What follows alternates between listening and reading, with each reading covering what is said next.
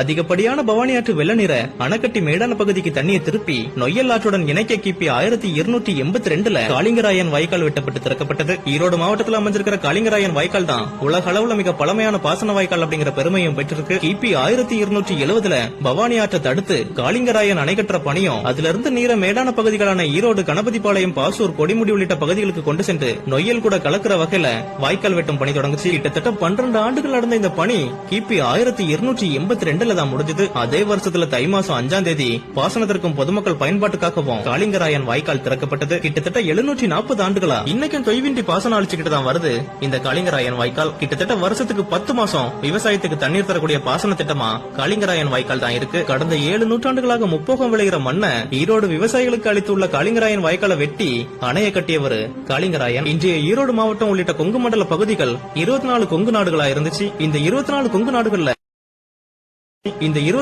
நாடுகள்ல முக்கிய இடம் பிடிச்சிருந்த நாடுகள்ல ஒண்ணுதான் பூந்துரை நாடு. பூந்துரை நாட்டோட 2வது தலைநகர் பகுதியா வெள்ளோடு இருந்தது. வெள்ளோட்டோட பக்கத்துல உள்ள கனகபுரத்துல நஞ்சையன் அப்படி சொல்லப்படுற நபரோட மகன் லிங்கையன் தான் இந்த காளிங்கராயன், அதாவது இந்த வாய்க்கால வெட்டிய காளிங்கராயன். இந்த காளிங்கராயன் பாண்டிய மன்னரால கொங்கு நாட்டின் தலைவரா நியமிக்கப்பட்டவர். இவரு தன்னோட ஆட்சி காலத்துல கொங்கு மண்டல பகுதிகளில் ஏராளமான ஏரிகளையும் அமைச்சிருக்காரு, கோவில்களையும் புனரமைப்பு செஞ்சிருக்காரு. அந்த காலகட்டத்துல காளிங்கராயன் கட்டுனதுதான் காளிங்கராயன் அணைக்கட்டு. பவானி கூடுதுறையில பவானி ஆறு கலக்கிற இடத்துல முன்னதாக பவானி ஆற்றை தடுத்து அணை கட்டுற பணியை தொடங்கினாரு. அணைக்கு தேவையான கற்கள் பெரிய பெரிய பாறை துண்டுகளாக வெட்டி எடுக்கப்பட்டு ஊராட்சி கோட்டை மலையில கொண்டு வரப்பட்டது. கற்களை இணைக்க இரும்பு காட்சி துளைகள்ல ஊற்றப்பட்டது. இதுபோல காளிங்கராயன் அணைக்கட்டுல இருந்து கொடுமுடியை அடுத்த ஆவுடையார் பாறை வரைக்கும் 56 மைல் நீளத்துக்கு வாய்க்கால் வெட்டினாரு. சுமார் 750 ஆண்டுகளுக்கு முன்னாடியே மிகச்சிறந்த தொழில்நுட்பங்களோட பாலங்கள் அமைச்சு 700க்கும் மேற்பட்ட மதகுகள் வச்சு வாய்க்கால் அமைச்சாரு. அணையும் வாய்க்காலும் காளிங்கராயன் கட்டிய காலகட்டத்துல உலகத்தோட பல நாடுகள்ல கலாச்சாரம் அணையும் வாய்க்காலும் காளிங்கராயன் கட்டிய காலகட்டத்துல உலகத்தோட பல நாடுகள்ல கலாச்சாரம் பண்பாடு கொண்ட மனிதர்கள்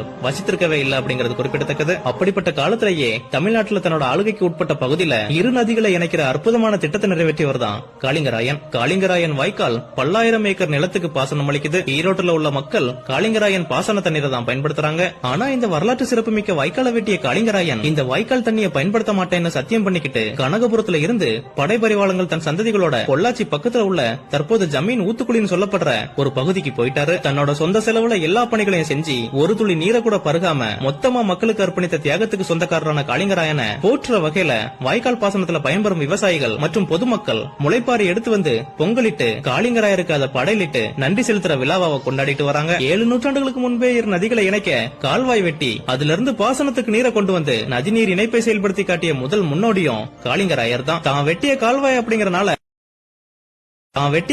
அப்படிங்கறனால தன்னோட உறவுகள் அதிக உரிமை எடுத்துக்கொள்ள கூடாது அப்படிங்கறதுக்காக மொத்த சந்ததியுமே பொள்ளாச்சிக்கு இடம்பெற செய்த ஒரு தியாக செம்மல் தான் அவரு. ஒவ்வொரு வருஷமும் காளிங்கராயர் நினைவு தினத்தை ஒட்டி பவானில அமைஞ்சிருக்கிற அவரோட நினைவு மண்டபத்துல விவசாயிகள், பொதுமக்கள், அரசியல் கட்சியினர்னு பல பேரும் அவரோட திருவுருவ சிலைக்கு மாலை அணிவித்து மரியாதை செலுத்திட்டு வர்றாங்க. இதே போல ஈரோடு கொடுமுடி தாலுக்காலையும் காளிங்கராயன் வாய்க்கால் பாசனத்தால பயன்பெறக்கூடிய அனைத்து கிராமங்கள்ல உள்ள பொதுமக்கள் முளைப்பாரி எடுத்து வந்து பொங்கலிட்டு அவரோட படத்துக்கு மாலையிட்டு வணங்கி முளைப்பாரிய வாய்க்கால்ல விட்டு தங்களோட நன்றிய காளிங்கராயருக்கு மனமுருகி செலுத்துறாங்க. காளிங்கராயன் வாய்க்கால வெட்டியனால அவரோட நினைவா மணிமண்டபமும் காளிங்கராயன் சிலையும் காளிங்கராயன் பாளையத்தில் அமைக்கப்பட்டிருக்கு. காளிங்கராயன் சொல்லப்படுறது வெறும் வாய்க்கால் கிடையாது, அது தமிழ் சமுதாய கலாச்சாரம் மற்றும் பண்பாட்டோட வரலாற்று சுவடு.